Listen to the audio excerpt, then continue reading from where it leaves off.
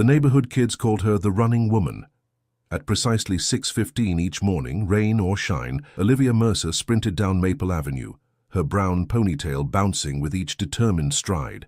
Today was no different, except for the phone clutched in her hand like a lifeline. She glanced at the screen for the 5th time in as many minutes, rereading the message she'd sent at 5:38 a.m. to her sister's new number. Jane, the twins have fever again. Can't make it to work today. Need to reschedule Mr. Patterson's meeting. Please let everyone know. The response that pinged back 3 minutes later was not from Jane. Wrong number. But twins with fever sounds serious. Do you need help? Olivia had quickly typed back an embarrassed apology and tossed the phone into her bag. Just another chaotic start to another impossible day. Single motherhood wasn't for the faint of heart, and neither was keeping her small accounting firm afloat while raising 5-year-old twins. As she rounded the corner toward home, Olivia noticed something unusual parked outside her modest 2-bedroom bungalow. A sleek black limousine idled at the curb, its engine purring softly in the morning quiet. A tall man in an impeccable suit stood beside it, checking his watch. Olivia slowed to a walk, then stopped altogether. The neighborhood kids had stopped their bicycle riding to stare. Mrs. Gonzalez paused while watering her roses. No one owned a limousine in this working-class corner of Portland. "Miss Mercer," the man approached with professional courtesy. "Yes?" Olivia's hand instinctively went to her messy ponytail. "My name is Harrison. I've been sent to assist you today with your children." He extended a crisp business card that simply read, "Daniel West, West Global Investments." Olivia's stomach dropped. "There's been a mistake. I don't know any Daniel West." Harrison's expression remained neutral. "Mr. West received your text message this morning regarding your twins. He's asked me to bring you and your children to his residence. He said, and I quote, 'We need to talk about the twins.'" The world tilted sideways. Daniel West. The Daniel West, the reclusive billionaire whose face occasionally graced business magazines. The man who had transformed a small tech startup into a global empire. "This is absurd," Olivia said, backing away. "I accidentally texted a wrong number this morning. That's all." Mr. West was quite insistent, Ms. Mercer. He rarely takes personal interest in matters, but he specifically mentioned your twins' names, Ethan and Ellie. Olivia froze. She had never mentioned her children's names in the text. Harrison continued. "He also mentioned that Ethan is allergic to penicillin and Ellie still sleeps with the stuffed elephant missing one eye." A cold shiver ran down Olivia's spine. Those details were correct, frightfully correct. "Who are you people? How do you know about my children?" Harrison's expression softened slightly. "Ms. Mercer, I understand your concern. I've worked for Mr. West for 15 years. He's an intensely private man, but I can assure you he means no harm. He simply said the coincidence was too significant to ignore." "What coincidence?" "That's not for me to explain. Mr. West has arranged for a pediatrician to be at his residence for the twins. He's also aware you were planning to miss work today and has contacted your office." Olivia's head spun. "You contacted my workplace?" "Mr. West did. He spoke with Jane and explained you would be unavailable. He also rescheduled Mr. Patterson for next Tuesday." The mention of her sister and client by name sent another jolt through Olivia. How could a billionaire she'd never met know so much about her life? "I'm not getting into that car with my children," Olivia said firmly, though her voice trembled. Harrison nodded. "I understand completely. Mr. West anticipated your reluctance." He handed her a sealed envelope. "He asked me to give you this if you declined." Olivia tore open the envelope with shaking fingers. Inside was a handwritten note on heavy cream stationery. "Olivia, I understand your caution. The world can be dangerous for a single mother. 16 years ago, I donated to a fertility clinic in Portland. This morning's misdirected text wasn't coincidence. The birth dates match. We should talk. If you prefer, I'll come to you. Daniel West." Olivia staggered backward, memories flooding back of the fertility clinic, the donor number she'd selected, the birth of her twins. She had never expected to know the donor's identity, had never wanted to, had built a life without needing to know. "Ms. Mercer, are you all right?" Harrison stepped forward. "I need to check on my children," she whispered. "Of course, I'll wait here." Olivia hurried inside, her mind racing. Her babysitter, Mrs. Chen, looked up from where she sat reading to the twins, both rosy-cheeked with fever. "Mommy!" They called in unison, their faces brightening despite their illness. "There's a big car outside," Ellie exclaimed. "With a driver," Ethan added. Olivia knelt beside them, studying their faces as if seeing them for the first time. Ethan's determined jaw, Ellie's analytical gaze, features she'd never connected to anyone but had always seemed distinctive. "How are you feeling, my loves?" she asked, touching their foreheads. "Hot," said Elhan. "Yucky," added Ellie. Mrs. Chen handed Olivia the thermometer. 102.3 for both. Same as earlier. Olivia's phone buzzed with a text from the unknown number. "Your children need medical attention. I have Portland's best pediatrician waiting. No strings attached, just help for the twins, please." Olivia looked at her children, then at the modest house she struggled to afford, at the pile of medical bills on the counter from the twins' last illness. She thought of the lost day of work, the clients she might lose, the precarious financial tightrope she walked every day. Then she looked back at the limousine, still waiting patiently at the curb. "Mrs. Chen, could you help me get the twins dressed? We're going to see a doctor." 20 minutes later, Olivia sat rigid in the limousine's plush interior, a twin on either side of her, both wide-eyed at the vehicle's luxury. As the car pulled away from the curb, she couldn't shake the feeling that she had just made a decision that would irreversibly change all their lives.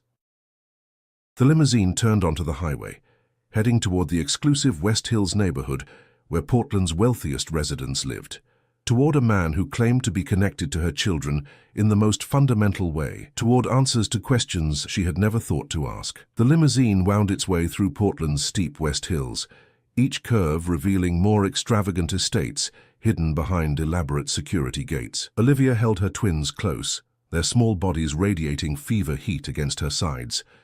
Ellie clutched her one-eyed elephant, which she'd named Brave, while Ethan pressed his face against the tinted window, momentarily distracted from his discomfort by the passing mansions. "Do princesses live here, Mommy?" Ellie whispered. "No, sweetie. Just people with a lot of money," Olivia answered, trying to keep her voice steady despite the storm of emotions raging inside her. Harrison caught her eye in the rearview mirror. "Mr. West's residence is just ahead." The car slowed before an understated entrance, at least compared to the ostentatious gates they'd passed. A simple plaque reading Westridge was the only identifier. The gates opened silently, revealing a winding driveway flanked by ancient Douglas firs that must have predated the city itself. Olivia had expected something imposing, perhaps a modern glass monstrosity or a European-style chateau. Instead, the house that emerged was a sprawling Pacific Northwest lodge built of warm cedar and stone, harmoniously nestled into the hillside, as if it had grown there naturally. "It's like a fancy cabin," Ethan observed, his usual enthusiasm dampened by illness. Harrison parked beneath a covered portico. "Mr. West designed it himself. He values privacy and simplicity." Olivia nearly laughed at the word simplicity applied to what must be a $20 million home, but her nerves kept the sound trapped in her throat. The massive front door opened before they reached it, revealing a woman in her 60s with silver hair and kind eyes. "I'm Martha, the housekeeper. Please come in. The doctor is waiting in the sunroom." Olivia hesitated at the threshold, the magnitude of what she was doing suddenly overwhelming. She was entering a stranger's home, a powerful stranger who claimed a biological connection to her children. Every instinct screamed danger, yet the twins needed medical attention, and there was something about that handwritten note that felt sincere. Martha seemed to understand her hesitation. "It's all right, dear. I've worked for Mr. West for 20 years. He's an unusual man, but a good one. The children will be well cared for here." The interior was surprisingly warm and inviting, high ceilings with exposed beams, walls of books and comfortable furniture that looked actually used. No cold marble or sterile minimalism, just thoughtful luxury designed for living. A distinguished man with salt and pepper hair rose from an armchair as they entered a light-filled room overlooking a Japanese garden. "Ms. Mercer, I'm Dr. Reynolds. Let's have a look at these little ones." The doctor's examination was thorough and gentle. He checked the twins' ears, throats, and chests, speaking directly to them with respect, rather than talking over them to Olivia. "Classic case of tonsillitis," he concluded. "I've brought antibiotics, but I understand Ethan has a penicillin allergy." "Yes," Olivia confirmed, again unsettled by how much this household knew about her family.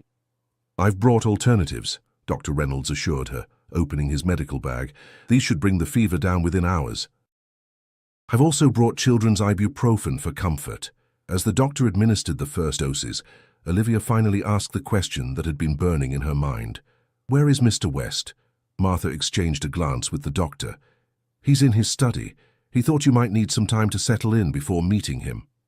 "I'd like to see him now," Olivia said, her voice firmer than she felt. "The twins will be fine with the doctor for a few minutes." "Of course," Dr. Reynolds nodded. "I was going to suggest they rest here on the sofa. Martha has prepared some children's books and quiet activities." Ellie looked up at Olivia with fever-bright eyes. "Can we stay here a little while, Mommy? I'm so tired of being sick at home." The innocent comment stung, a reminder of how limited their lives were in their small house with its second-hand furniture and perpetually leaking roof. Here, surrounded by quiet luxury, even being sick seemed like an upgrade. "Just for a little while," Olivia conceded, smoothing Ellie's hair. "I need to speak with Mr. West." Martha led her through the house, past rooms filled with museum-quality art and artifacts that somehow avoided ostentation, blending seamlessly with the home's organic design. They stopped before a heavy wooden door. "He's expecting you," Martha said, knocking softly before opening the door and discreetly withdrawing. The study was lined with books and maps. A large desk faced floor-to-ceiling windows overlooking the Columbia River. Standing at the window, his back to her, was a tall figure. "Thank you for coming," he said without turning. His voice was deep and measured, with the careful articulation of someone who thought before speaking. "How are the twins?" "They have tonsillitis. Your doctor is treating them." Olivia remained near the door, arms crossed protectively across her chest. "How do you know so much about my children?" Daniel West turned finally. He was in his early 50s, with dark hair silvered at the temples and penetrating blue eyes that immediately made Olivia's heart stutter. They were Ethan's eyes, precisely. Not just the color, but the intensity, the way they seemed to process everything they saw. "I've known about them since they were born," he said simply. Anger flashed through Olivia. "That's impossible. The donation was anonymous. I specifically chose an anonymous donor. To you, yes, but the clinic kept records."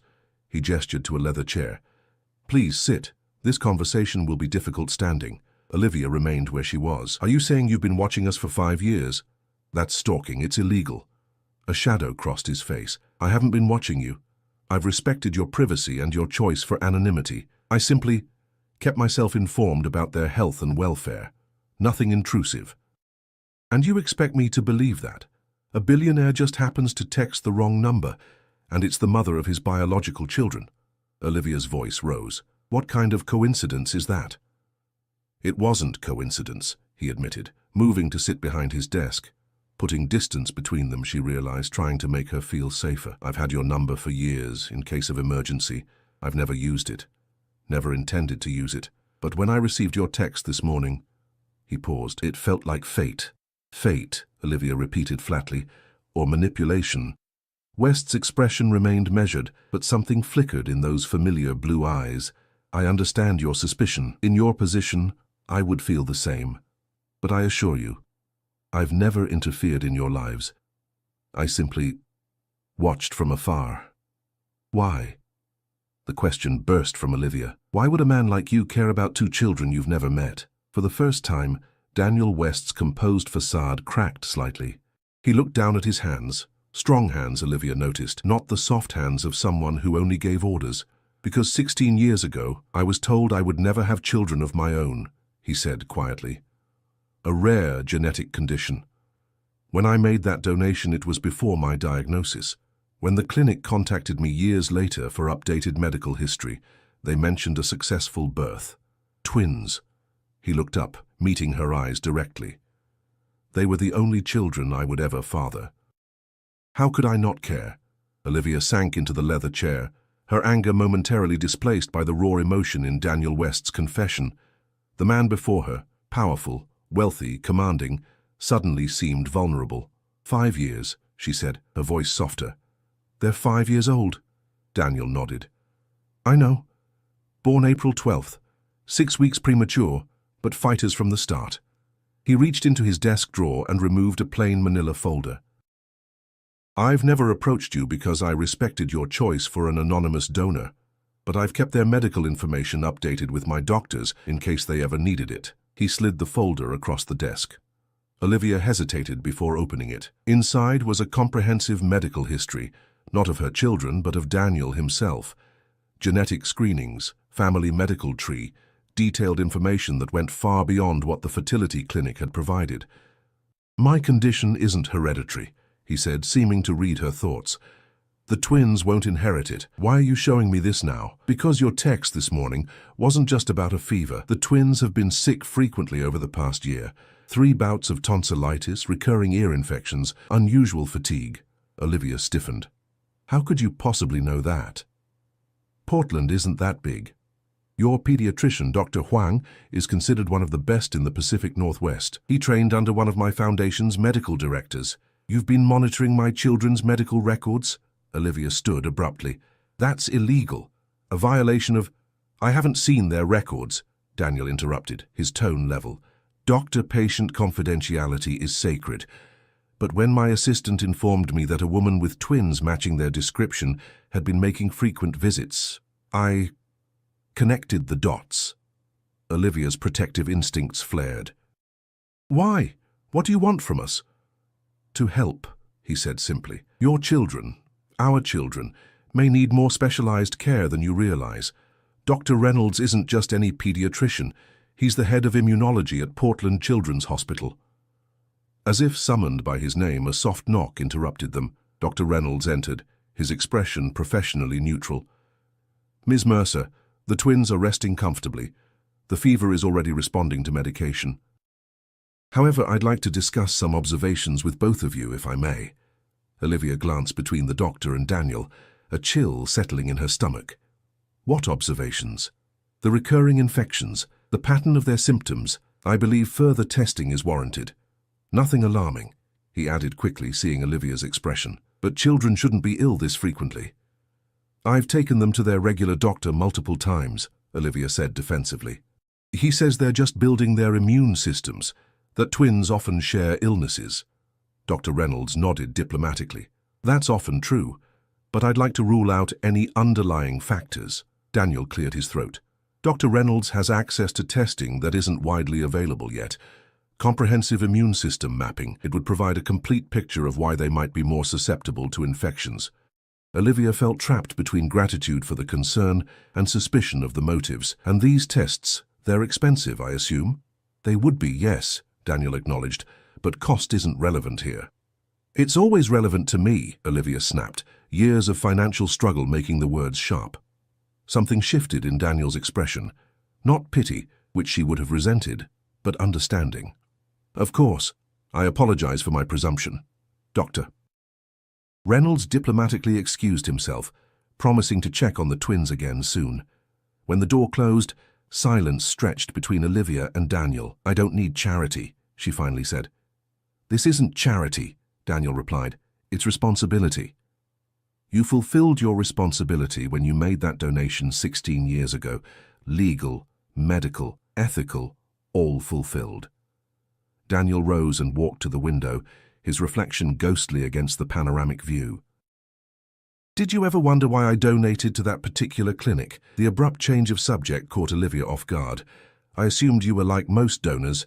Young, needed money for tuition. A soft, humorless laugh escaped him. I was 36 and already worth over $50 million. He turned to face her. My sister was a patient there. She couldn't conceive naturally.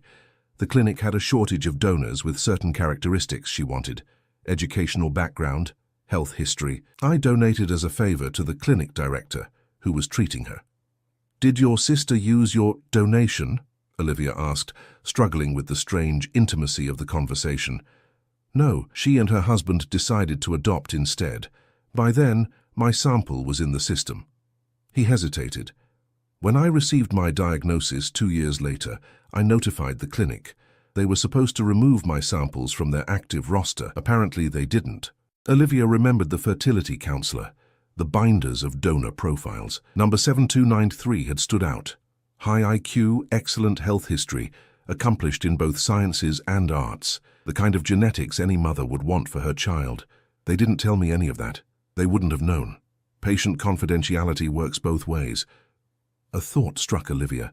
If you're telling the truth about respecting my privacy all these years, why did you respond to my text? Why not just ignore it? Daniel's composed expression faltered. Because for 5 years, I've watched from a distance as 2 children who share my DNA have grown into remarkable little people. Because when a text comes saying they're sick again, from a number I've had but never used, it feels like the universe offering a rare second chance. His voice grew quieter. And because 6 months ago my doctors gave me a prognosis I'm still coming to terms with. The implication hung in the air between them. Olivia felt the floor tilt beneath her feet. You're sick. The same condition that prevents me from having more children is progressive, he said with clinical detachment. I've been managing it for years with treatment. Recently it's become more aggressive. Are you dying? The blunt question escaped before she could soften it. Eventually. We all are. His attempt at lightness fell flat. But yes, sooner than I'd planned. I have arrangements in place for everything. My companies, my foundations.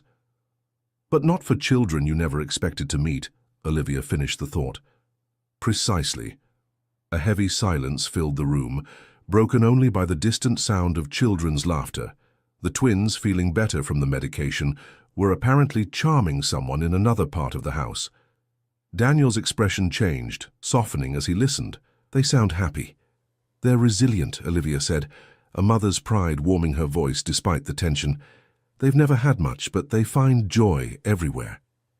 Like their mother, Daniel observed quietly. Olivia wasn't prepared for the unexpected compliment. Before she could respond, Martha appeared at the door. I'm sorry to interrupt, but the little ones are asking for their mother, and they've made quite an impression on Jason. Daniel's eyebrows rose. My nephew is here. Arrived about 10 minutes ago. He's currently being instructed by your daughter on the proper way to host a tea party for a one-eyed elephant. The words, your daughter, hung in the air, making the abstract suddenly, startlingly real. Daniel looked to Olivia, a question in his eyes. I should check on them, she said, rising from her chair. Daniel nodded. Of course. But Olivia... He rarely used her first name, she realized. Before you go, you should know that meeting them, acknowledging them, it was never my intention, but now that circumstances have brought us together, I would like to help secure their future. No strings attached. There are always strings, Olivia replied, years of hard-won independence in her voice. Not this time, he said with quiet certainty. You have my word. As Olivia followed Martha through the hallway, she couldn't shake the feeling that despite Daniel's assurances, invisible threads were already weaving around all their lives, connecting them in ways that couldn't be undone. Block 4. The room. Martha led Olivia to was clearly designed for children, though Olivia doubted any had visited recently.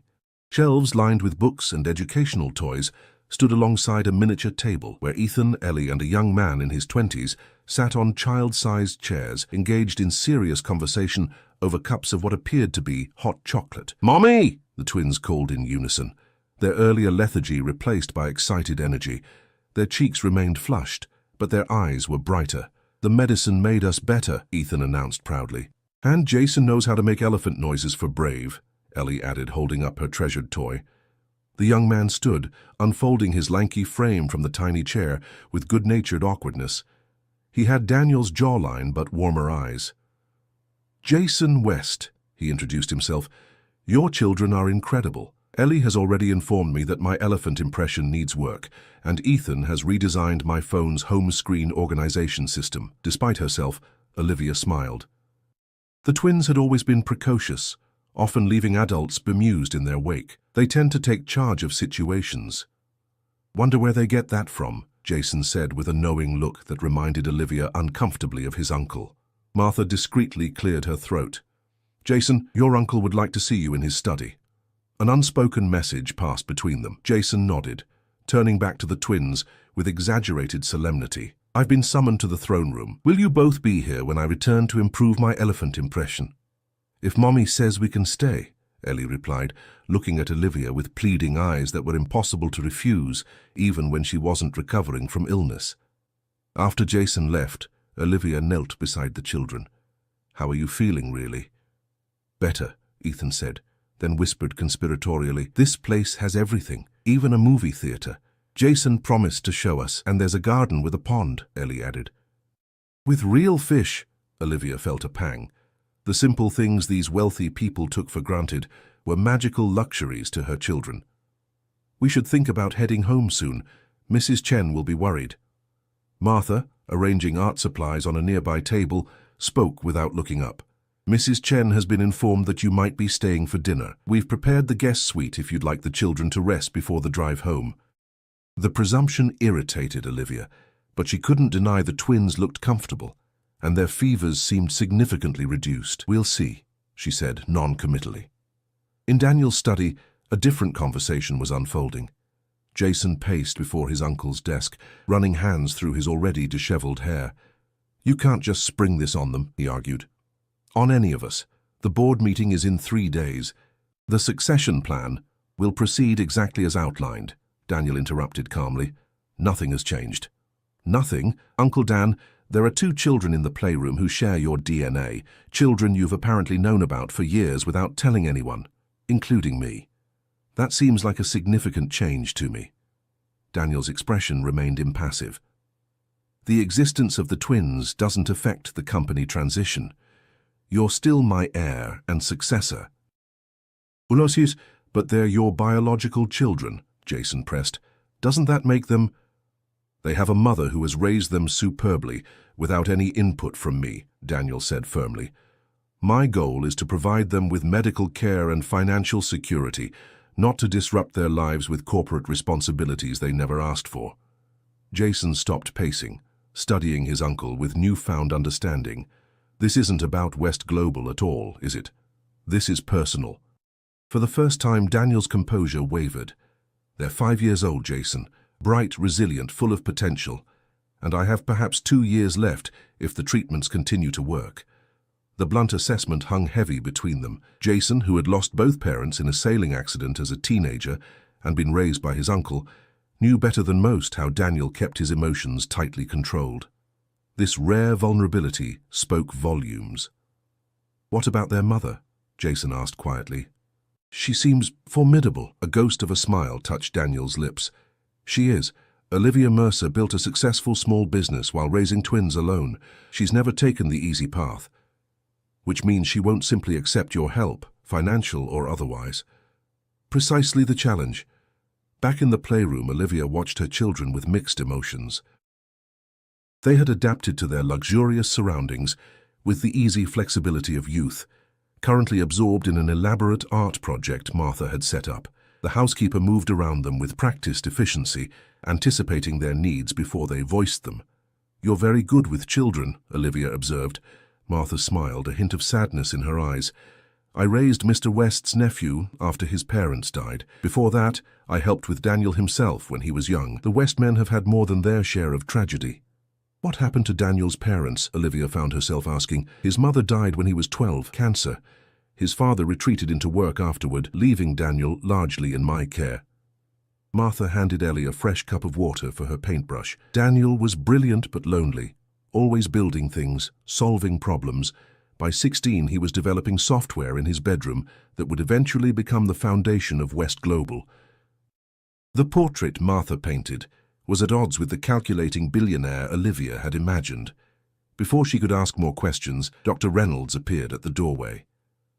"Ms. Mercer, could I have a word? The preliminary blood work results are back." Olivia's heart stuttered. "Is something wrong?" "Nothing alarming," he reassured her. "But I'd like to discuss the findings privately." In a sunlit sitting room, Dr. Reynolds explained that while the twins' immediate infection was responding well to treatment, their blood work showed unusual immune markers that warranted further investigation. "Nothing immediately life-threatening," he emphasized, "but potentially significant for their long-term health. I'd like to schedule comprehensive testing at the hospital tomorrow." "What kind of testing?" Olivia asked, practical concerns immediately surfacing. "I don't know if my insurance will cover specialized tests. Mr. West has arranged everything," Dr. Reynolds said gently. "No insurance necessary." Olivia felt the familiar flare of pride and independence. "I can't accept that."